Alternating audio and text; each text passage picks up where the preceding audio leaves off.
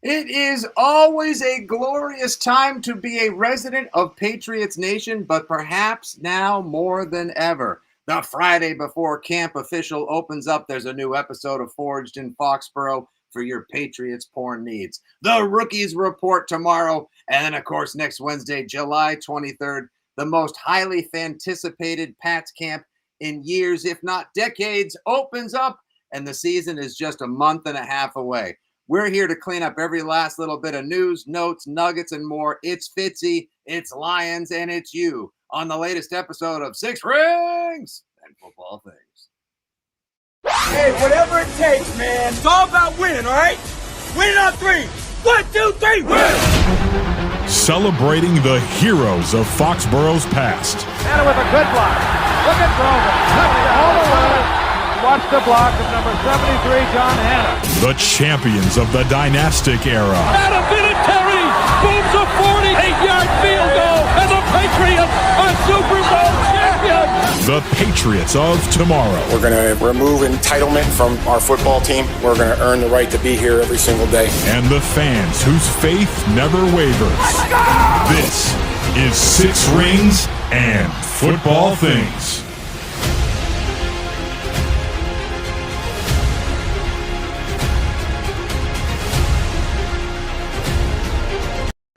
Is the quarterback up in New England, Mr. Drake Maye. Sophomore season for Drake Maye. There's going to be good and there's going to be bad, and then we're going to come together and we're going to tear places.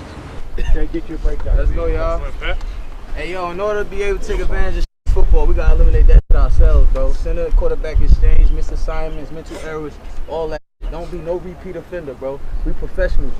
Do what you're supposed to do when you're supposed to do it. Perfect practice make perfect, bro. We got to keep chasing that. I know it's hard to be perfect, but we arrive at great. Pats on me, Pats on 3. 1, 2, 3. Pats. I was always told to whom much is. All right, that right there is a clip from the latest episode of Forged in Foxborough, which premieres today on Patriot socials and beyond. Of course, there was a little bit of a technical difficulty there. Maybe just teasing out that we're going to talk a little Drake Maye, but how can you not?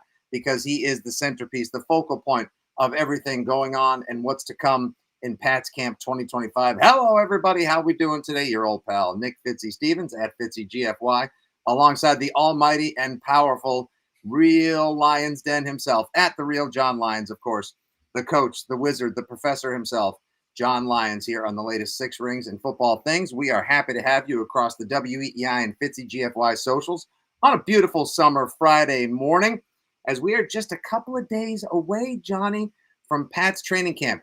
On a 0 to 10, give me your Foxborough feels for how excited you are for camp to open up, because I know you and I will be there next week. Yeah, so for me, Fitzy, right now, I'm like at an 8. I'm getting there to a 10, and I'm much more excited than I was a year ago. We'll put it that way. Like, I'm always excited because, much like you, I'm an obsessed football nerd Pats fan, but it feels a lot better on July 18th, 2025 than it felt on July 18th, 2024, right? So it feels better now. I'm getting excited. I can't wait to be there next week as well. See, that's a great way to open, John, because how we feel heading into this edition of Patriots training camp is so drastically different from how we feel heading into last year's first camp as well. So many unknowns, of course, this year as well, but the unknowns are the way you should approach camp, like who's going to emerge as wide receiver 1, 2, and 3. Can Travion overtake Ramondre for RB1? Who's going to solve the crisis on the interior offensive line? Will Campbell, members of the defense, is the secondary going to be so great? Milton Williams living up to the billing. And these are just the first couple questions I could think of off the top of my dome, which we will address next week in the Six Rings official training camp preview.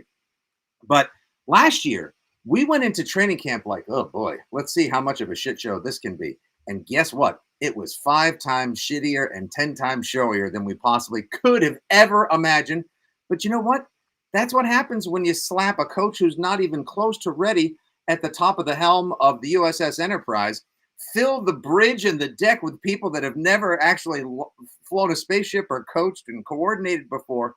It was the mess we were looking for. But now, of course, competitiveness, like you just heard from Mike Vrabel and Jabril Peppers in that clip from Forge and Foxborough, competence, and of course, crashing. That's right. People crashing into each other as soon as they can slap those pads on next week, or the week after, rather. Next week, though, as Tom Curran told us yesterday, we should expect a bit more of a continuation of minicamp in the OTAs, more passing clinic, just a little snap and flash for everybody before the real stuff starts, like late July, early August.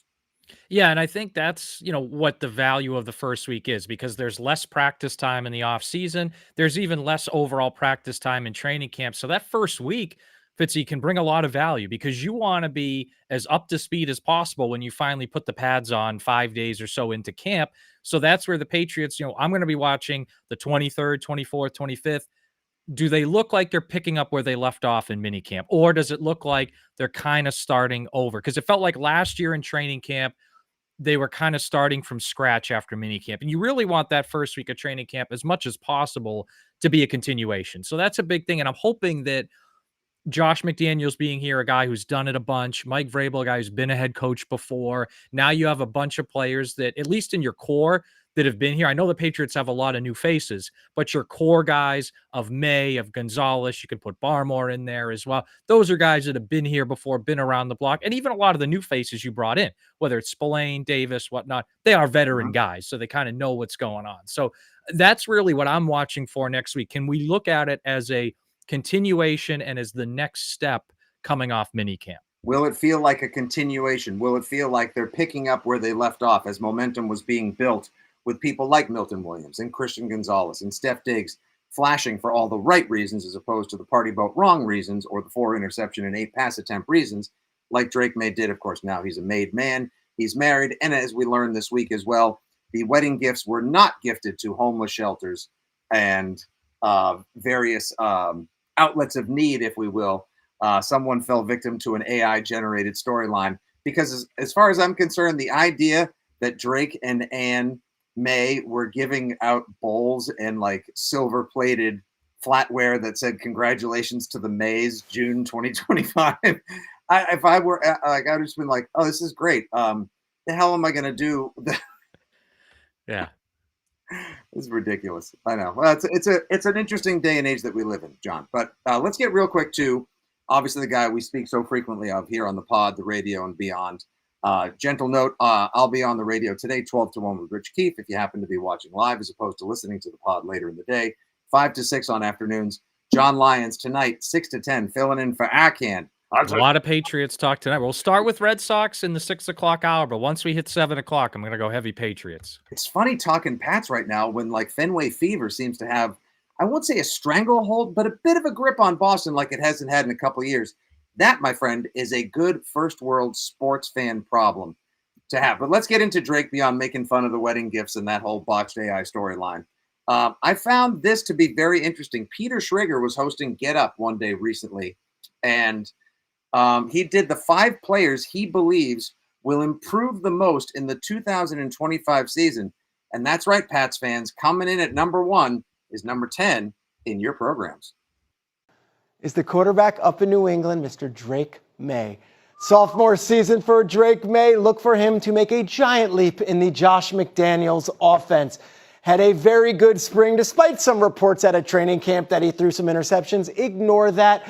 He is the leader of this franchise already in his second year, and he now has Mike Vrabel as a head coach, Josh McDaniels as an offensive coordinator, and plenty of new weapons and an offensive lineman to protect him. Patriots fans, I am very high on Drake Maye. Here are the top 5 players who will make the biggest leaps. Of course, there were some other players in there like Michael Penix Jr., Jalen Hyatt, wide receiver out of the New York Giants from Tennessee. He's fast, by the way. Who I've been waiting to see go off because I think that kid can really ball. I'm curious about him. I know this is not Giants 2 rings or 4 rings show, but I am interested in that because I thought 4 rings and gabagool things. Yeah, I thought Cedric Tillman was the better player at Tennessee, but Hyatt just had this great speed. So I am kind of curious now with some time in the NFL under his belt, kind of how he looks. If you're into fantasy football, folks, might be a nice little late round guy to pick up and kind of see what you get out of him. Could be a sneaky value. There's a lot of those guys that like you drafted last year or you thought about that didn't end up working out for you that this year may be worth jumping in on. Like, and of course they always talk about the second year leap being the biggest one for a wide receiver in the NFL. Hyatt could definitely be primed to get up and after that business. That also may be no one's going to say that the New York Giants offense is going to be fun or flashy, But if Scadaboo hits, Neighbors continues to excel as a top-tier wide receiver, and Jalen Hyatt does his thing. I don't know who's chucking the ball, whether it's Dangerous, uh, Mr. Interception himself, Eat Them W's, Jameis, or Jackson Dart. The Giants won't be the disaster that they've been in recent years, and that'll be a fun final preseason game, August 21st. But, John, so NFL.com says Drake is the Patriots' most likely MVP candidate. Gronk says he loves everything the Pats have done this offseason and that Drake Maye is poised for success. Obviously, Peter Schrager there fluffing him up as well. We've talked about it before, but is there any chance that we're being set up for a little disappointment with these inflated expectations of MVP candidacy, best player on the team, most improved player in the NFL, top 12 quarterback? I think I speak on behalf of a lot of Pats fans and perhaps yourself as well when I say I just want a competent and complete overall team. I don't need Drake Maye to be a fantasy QB1 superstar. Yeah, and I think Fitzy, I agree that Drake May is going to improve a lot. I think he's going to have a really good year. But I think if there was one thing that would give us a note of caution, it's the offensive line in front of him. And that's been an issue for years. And if you look at this offensive line, last year, I think it was the worst one in the NFL. And I think you had the worst receiving core in the NFL last year, too. But last year was the worst one in the NFL. I do believe their offensive line will be better this year. I think Morgan Moses will be an upgrade. I personally think Will Campbell's going to be pretty good at left tackle. He'll have some ups and downs, but I think he'll be pretty good. Garrett Bradbury and Jared Wilson combination at center, I think you'll be okay. But here's the important thing to remember, Fitzy, and I've talked about this on EEI before. Mego and I had this discussion last weekend. Better doesn't automatically equate to being very good or great, right? So, yeah, right. They'll be better, but they might jump from 32 to 21 or 22 or 23. And dude, that's a massive upgrade as far as I'm concerned because you're out of the basement. But we would still be talking about a bottom third offensive line. So that would, to me, would be the note of caution if I was, worried about overhyping Drake Maye here, because if he doesn't get good enough protection, or let's say Will Campbell in the first 6 or 7 weeks has some struggles and has some ups and downs, that could cause extra problems for Drake Maye. What if Travion Henderson takes a couple months to fully acclimate? What if Steph Diggs isn't ready or doesn't sign his freaking contract because now so again, the Texans have blown up rookie second round contracts in perpetuity? I think Maye is going to improve a lot. I think he's going to be good. I just think, and that's one of the things, honestly, Fitzy, I'm going to be watching as much, if not anything else at training camp, is how does that offensive line look in front of him? Because especially if they're going to want to run the football, right? And I think Josh is going to do a good job at putting them in advantageous positions. He's very good about that as an OC. But how does that O-line look? I think that's the one thing that if you want to have a note of caution on Maye is to look at. And also Maye himself, he has to cut down the turnovers. I know we've talked about that, but that's going to be a big focus as well. How did you feel about the way the Patriots, quote, cleared the runway or cleared the deck for Drake, as Mike Reese put it in his Sunday notes, trading Joe Milton out of town, bringing in the Pastronaut as his backup, surrounding him with the talent they did, making sure that there was no doubt he was QB1 and there were no distractions as to his maturation process and tutoring this year with McDaniels and what seems to be a very smart and accomplished, studied offensive coaching core that some people seem to be making a bigger deal out of, like, oh, it's all these guys, there's Thomas Brown and the name of the wide receiver, Todd Downing, who's the wide receivers coach. Never done that before, was an offensive coordinator. Could there be too many cooks that could spoil the offensive broth? That doesn't worry me. I just wonder if he couldn't have used a little healthy competition. I actually don't mind that they traded Joe Milton. Like, to me, Joe Milton was never going to be a starting quarterback with the Patriots unless Maye had some serious injury. Like, that wasn't going to happen. And I like Milton. I think he got better as the year went along. I just think maybe he was unrealistic about where he fit on the team. Like, yeah, okay, you beat Buffalo in that final week. That's great. You looked a little bit better on touch passes in that game, but he's still got a long way to go. And let's be clear about something. He's not going to go down to Dallas and start over Dak, right? Like, that's not going to happen. No. So I don't mind it. And I think really what they've done around Drake Maye is largely what you should do with a second-year quarterback. I mean, we just saw the Patriots screw up a second-year quarterback in Mac Jones with Matt Patricia and Joe Judge running the offense and letting Jacoby Myers leave as well. Like, we just saw that. And I think what they've done is they've brought in a guy who, in my opinion, an elite offensive coordinator, one of the best in the league, a really good, I think, head coach. And, yeah, they're not a great offense, but they are going to be better on the offensive line, as I said before. Their receiving core will be better. I think their running back room will be better. So they're going to be better. I mean, this is what you should do with a second-year quarterback. You should put as many pieces around them as possible. You should want a good defense helping to set up a second-year quarterback. Like, I don't know why that's a problem. Like, I mean, what do you want him to carry the load all on his own? Like, no, like what they've done this offseason, and they could even still stand to do more. Terry McLaurin's hanging out there, right? What they've done this offseason, frankly, is what you should do with a second-year quarterback. And the Milton thing, again, to me, that's not that big a deal. It's a bit more of a non-story for me as well. And I agree. If you all of a sudden just go all in, like every superstar receiver under the sun, maxing out your cap for years to come, and then say, okay, kid, just go, chuck and duck, rip it and rip it. Let's go get 40 touchdown passes out of you and make it to the AFC Championship or bust. I'm not saying that we shouldn't have elevated expectations for Drake Maye, but I think the way that they went around rebuilding the roster, 43 of 90 players brand new to the Patriots. So basically it's a total gut reno. Half the team is new right now auditioning for jobs on the 2025 Pats with the Vrabros and company. I like the fact that they poured effort, money, and time into the offensive line and draft capital. And I really think giving him a sound run game and, more importantly, an aggressive, fundamentally strong defense, which we'll get to in just a second, is the right way to try to just like calm the nerves of and ease the surroundings of your quarterback as he really settles into being a starter in the NFL, fulfilling his potential, and, as we've discussed many times, John, learning that new offense. Pats fans, are you comfortable with the way the Patriots went around developing things for Drake Maye in his second year, first year as a confirmed full-time starter in Foxborough? Let us know. He's at The Real John Lyons. Your old pal at Fitzy GFY here. And this, of course, is at Six Rings Pod. Stay tuned for the second half now. We're going to talk some D. And, of course, the guy that I think could be a DPOY, Mr. Christian Gonzalez. I think it's proper that we have elevated our expectations and put a lot of hype around cornerback number one. All right, so Christian Gonzalez is getting some love and some run these days, John. These are a couple numbers I shared recently on the radio that I want to run by you again. 76 was his overall PFF grade in 2024. He was the 20th ranked cornerback according to PFF last season. But of course, no solid cornerback play really, or consistent cornerback play across from him. Bad defense overall, yet still he was able to shut down the majority of the receivers. Second team All-Pro as well. And second team All-Pro. 84 was where he came in on the NFL Top 100. 90, which is amazing. He'll be the highest rated Patriot on the NFL Top 100. That number is only going to go up. 90 was his rating on Madden. And another number I want to float by you is 35. $35 million per season is what I can see Christian Gonzalez potentially costing if, now that Sauce Gardner got 4 for 120 and is the highest paid corner in the NFL. Don't be thinking that Gonzo is going to take some sort of hometown discount just to keep things rolling with the Pats next year if he crushes it like I think he's going to this year, John. I think if he balls out, becomes a top 5 corner, maybe the best corner, because he's got a really good one opposite him in a vastly improved secondary on a vastly improved defense, or so we believe.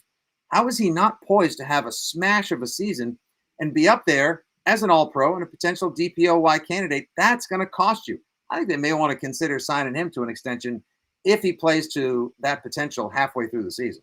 Yeah, I think with Gonzalez, you just want to see him play one more full season, right? Because his rookie year, he looked fantastic, but he got hurt in the 4th game. Last year, plays the whole year and second team All-Pro. He was great. I think you just want to see him play another season. And I think if he plays another season at the level he played last year, or ideally a little bit better, he's worth that money. I mean, having a legit shutdown corner is massively valuable in the NFL. And it's always been valuable, right? You can go back to the Patriots' first Super Bowl win with Ty Law and Otis Smith and how valuable those guys were. But now with the way the rules are and the league set up for success, I think it's almost a no-brainer to pay Gonzo 30 to 35 million a year. As long as he has one more season like he had last year, to me, that's a no-brainer. I think the Patriots have the potential, and we've talked a lot the last couple of years about how bad their roster has been. They have potential to have the best cornerback tandem in the NFL. I mean, if Gonzalez is an All-Pro level player, I'm high on Carlton Davis. I know some people don't like him, but I'm really high on Carlton Davis and his coverage skills, especially what he did in Detroit.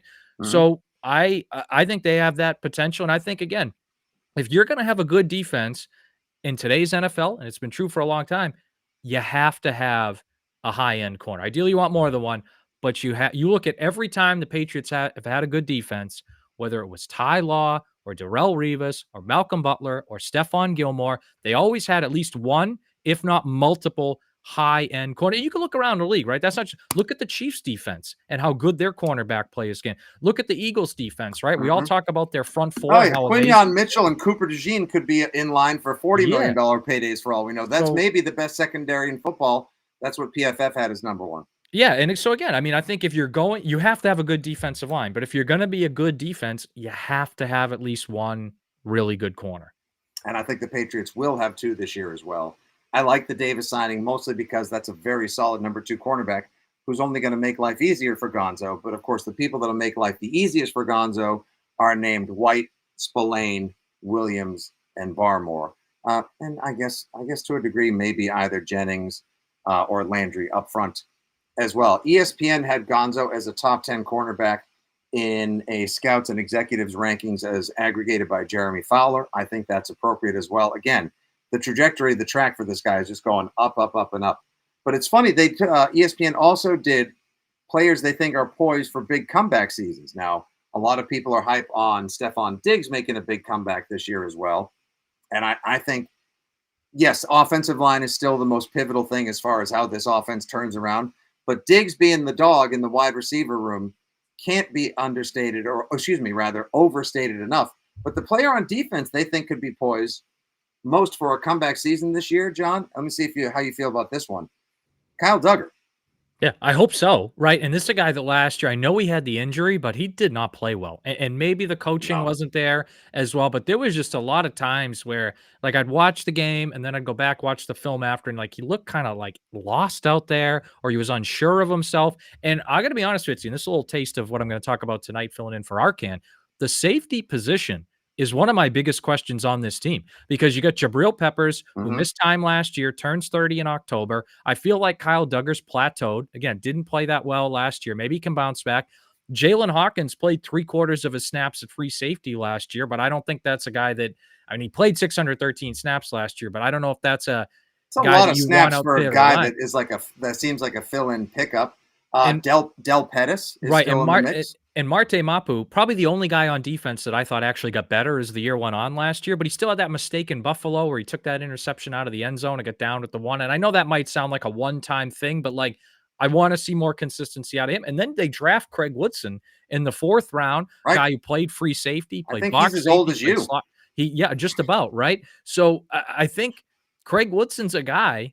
I'm not going to be shocked, Fitzy, if you and I are sitting here late August near the end of training camp and saying, wow, Craig Woodson's going to play a lot this season. I think he's going to surprise people that by October, November, he's going to be playing a lot. And as much as I might like Craig Woodson, he's still a rookie. So I think, to me, that safety position, I have as many questions about that position as I do about the interior of the offensive line, just kind of in a different context. Yeah, see, safety maybe after offensive line and wide receiver, of all defensive positions, that's the one where I'm going to be most curious as well, because can Duggar live up to the billing of being a comeback player? Is Jabril Peppers healthy now? Can he be the absolute back-end hammer that Mike Vrabel wants him to be, leading the core of violence and aggressiveness on the defensive side of the ball?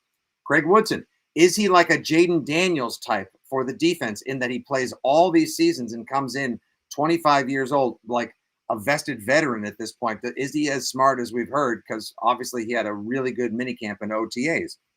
Also, you mentioned Hawkins, you mentioned Pettis, and Mapu. What for Mapu? And we didn't even mention Marcus Epps, who the Patriots went and gave a couple $1 million to from the Raiders. And he has, I won't say like a lot of momentum or chatter, but people are saying good things about him heading into camp as well. So I think the safety position is anyone's guess as to how they'll deploy them, how many box safeties, who will be the free safety, will they even use a free safety, or are they going to use the corners? And of course, the battle for cornerback 3 between Isaiah Bolden, Alex Austin, and Marcus Jones. That'll be one to keep your other good eye on, John. Yeah, and I think the battle to me is going to be between Marcus Jones and Craig Woodson. And I know that sounds weird and it's different positions, but I think what's going to happen is whichever one of those guys is better is going to determine what kind of defense the Patriots play. Because if Craig Woodson is better, I think they're going to play 3 safeties with Woodson, Duggar, and Peppers, and some of those other guys rotating in. But if Marcus Jones is better, I think you're going to see 3 corners with Gonzo, Davis, and Jones. So it's funny because every year, Fitzy, we talk about position battles in training camp. And one of the battles I'm watching is not a true position battle, but I think it's a philosophical defensive battle. And then is Marcus Jones at third corner or Craig Woodson at third safety the better player? And I could see that dictating kind of how they play once the season starts. All right, let's wrap with a couple of gambling and wager-based predictions because who doesn't like making a little money, especially when our resident pink bag of joy here in Six Rings jumps in the chat. Jeff Stenberg. 2 things from Jeff right here. I believe he gets all of his from the Hard Rock Seminole down in Florida. Cannot wait to hang out with this guy when we make our way down for the Tampa versus New England game in November. Number 1, John, Diggs touchdown prop is listed at 4.5 this season. In what world does he not soar over this? And also, the Hard Rock has the, here we go. This will tell you exactly how the season goes. Hard Rock has the Pats win total at 8.5. John Lyons, which side would you take, and how many mortgage payments should I bet on it? So for Diggs, yeah, I think he gets 5 touchdowns. So I mean, unless the I'm in on that too. Yeah. Yeah, like, and the question was, is there a world that he doesn't do that? Maybe if his rehab is extended and he doesn't come back to week 6 or 7, and the Pats offense is already kind of in a rhythm without him. Mhm. But I don't know. I think he gets 5 or 6 touchdowns. So I bet the over. So here's my thing on the 8.5. Okay. Mhm. As of now, and I Yeah. got to see training camp first. I'm at 8. If training camp goes well, At 8. if training camp goes well, though, I'm going to go to 9. So what I would tell the question, wait until August and then bet 1/50th of your mortgage payment potentially Mhm. for the over. All right. That's what I would go with. I don't think that line's going to change enough. Like if the Pats have a great camp, Gonzo knocks everything out of the sky. Spillane is literally everywhere. Drake Maye has taken the next step and totally is starting to see through the matrix of the McDaniels offense. The line is holding itself together. Henderson signs his rookie deal, and he and Ramondre form a fabulous 1-2 dynamic offensive running back punch. They're still not going to take it to 9 or 9.5, even if they clean the clock of the Commanders and the Giants. It's not going to be like, Pat's 9.5. Like I'm with you. Hold off. But if things trend in the right direction through camp, Johnny Lyons, that's maybe when I hammer the over. Yeah, because I mean, we are talking about a team that's won a total of 8 games in the last 2 years. So I don't see the line changing that much. So again, a lot of it depends on how does the offensive line look in camp, how does safety look in camp, and obviously how does Drake Maye look in camp. That's going to be really that's going to kind of tell you whether to hit the over or the under. And for anyone else looking to, shall we say, enhance their interest as well, Drake Maye's passing touchdown over at most books right now is 19.5. Yeah, I'd smash the over. Yeah, honestly, if he goes under that, there's a problem. Like I'd smash that like I did the chowder and burger at the Red Nun last night. Hey. And by the way, John, I got to say, John, real quick, nothing might be better than a bowl of chowder, a burger, and a main lunch on draft. Wow, that is a lot of carbs and protein, but good for you, Fitzy. You know what? That is a classic pregame meal for the WEEI afternoon show. It's like 100%. when runners at the Boston Marathon carb load the night before, you chowder load and you're ready to go. That's literally what I'm running the Falmouth Road Race in a couple weeks to benefit a live music foundation called Vinegrass here on the Cape. That's exactly the meal I'm going to go have that Saturday night. I'm sure it'll taste good coming back up on the course. Oh, you're the best kid. All right, make sure you give him a follow. He's at the real John Lyons, Lyons. You can hear him filling in all across the dial in many, many fabulous places. Always the best places with the Lions Den, but most especially tonight, Friday night for Arcan. I got to go do some terrestrial radio, and then I got some more after the Sox game today. Fenway Fever's got a grip. Training camp's around the corner, and we always love talking to you good people, the Foxborough Fanimals here on the Six Rings Pod. We're going to be doing another listener survey coming up. So if people would like to participate in that as well, go ahead and shoot us a tweet at Six Rings Pod, slide into my DMs. Everyone who agrees to jump in on the survey is going to be invited to a season preview Zoom with a former Patriots player. It's going to be an exclusive pod that we're going to do. Lions will be in there as well. It's going to be a good time. So make sure you jump in there. Let me know you wouldn't mind doing a little listener survey for us so we can improve and enhancify your Six Rings experience. And then next thing you know, it's going to be September 7th, LFG. For Lyons, for everyone at 2400 Sports, WEEI, Odyssey, and beyond, this is your old pal, Nick Fitzy Stevens, saying thanks for listening, everybody. Take care. Good day. God bless. And as always, go Pats.